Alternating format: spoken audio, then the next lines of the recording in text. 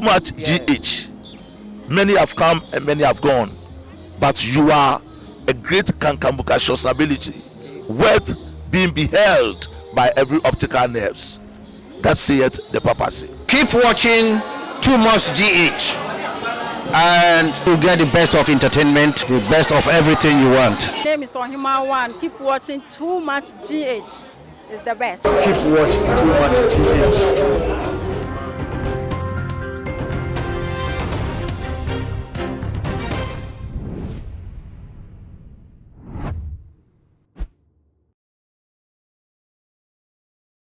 For any for me, my obibia aquaba stronko, edeba to margin H, and a day so a munya bamuson for Mercy cow. And I'm the breaking news about Somona, Ghana for a rewo semupana, Ghana for yate, a Ghanaian popular singer, Annie Dindi Becca, it's for a rewo sema babeto Jaffa no say, a singer, superstar. Ne mami ankasa wo no baati asefo asase so ani dindi Julie Yadom Oti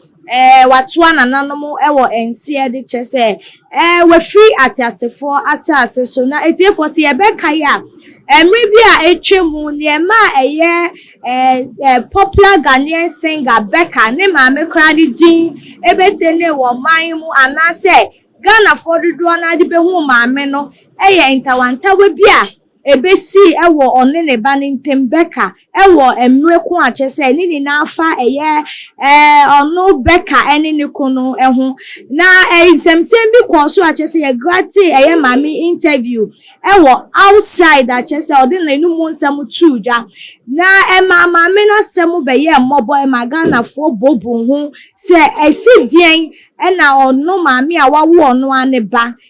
Becca ni kunu ne nebu ne papa etimi treaty eye maami sane ni na ne se wo susu se eye ne ba Becca ware no wonu na nka ye se oye biological mother enti anka ye ka se front line mothers a se wona wota e chire pe a na nka ye onu na so ye maami ne ka se mutimu se ni nimdie nyina NHS na ni monyam nyina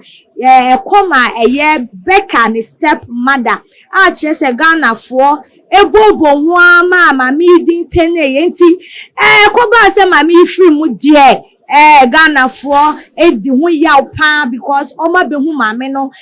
ma chese dudu na penasem enti ama Ghana for charge adwo wo mu charge adwo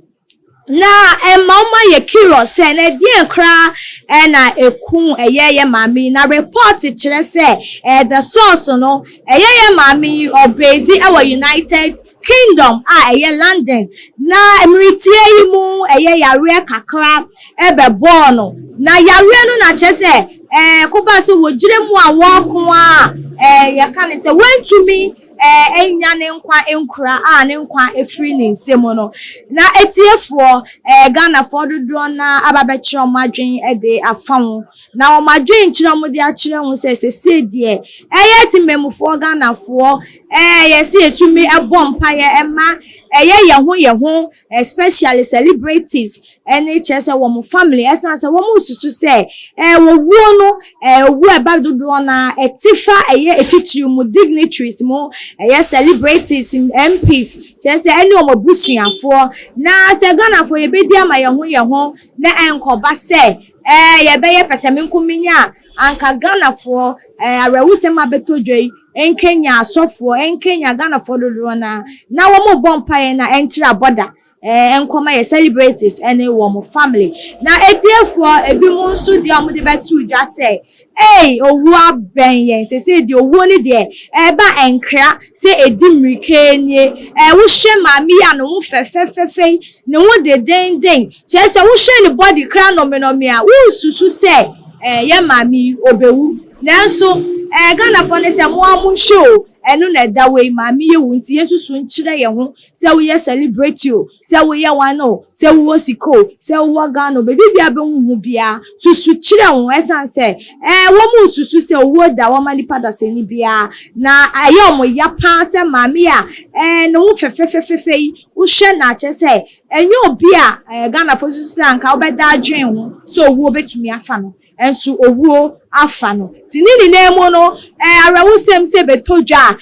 na chese yafa ye ho adwen wo ho yafa mu afutuo hu so obi abodwe hia na wasensuo de esiwudi e wo nyina yembo ye ho ban ye hwe ye ho yie say yetumi sua lesson say ye wo ho whether ye kase o whether ye fo whether ye didi yetumi ko check up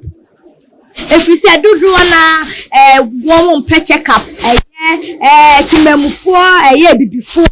mpe check up owo no ani say wo didigum na wo ye na djuma no wedi busy na say wo benya mre de akọ check up de da bi yesi yetumi sua ye nyansa free owo bi mu na yetumi sua anyoma bi na dani da ye boy ho modern say wo nipa bia. It doesn't matter how busy you are. It doesn't matter. How well I will free say we did and now check your balance that woman who be here say we be two na mo akọ ayaresabia akọ hwehwe wo nemu say ebia obi okay temperature to say like nyoma akosen na yesusu say yes as improve mu wo ana say ye ka say wo atu ye ninda ye ho so no nini na so ye betumi aso ano etiefo wo hwe arewo temo a esia wadwenkyere wo ho ani se ubenya se ubeja wadwenkyere de ato ye comment section wo de ama ya fe subscribe to Tuma GH fide kase se na be de dwumedie bi ato mu a emumu wona na won so wetumi akire wadwen fine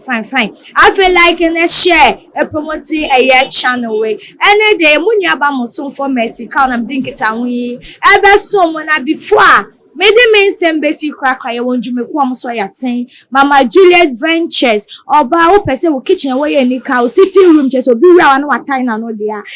bo ho modern fe Mama Juliet na wo bebua ma wo kitchen ye wo aye lovely na wo feel so there be ye kra be hwe afa loan master malone within 24 hours the answer your government worker e Ghana na wo affordability na omo rate ne so there da form kra loan master bebua ma wo desperation bia etu echa o urgent money won Becca for urgent project etiefo aha ena me bema me kwan na me di mo asidasene ye besan Asia makawa mu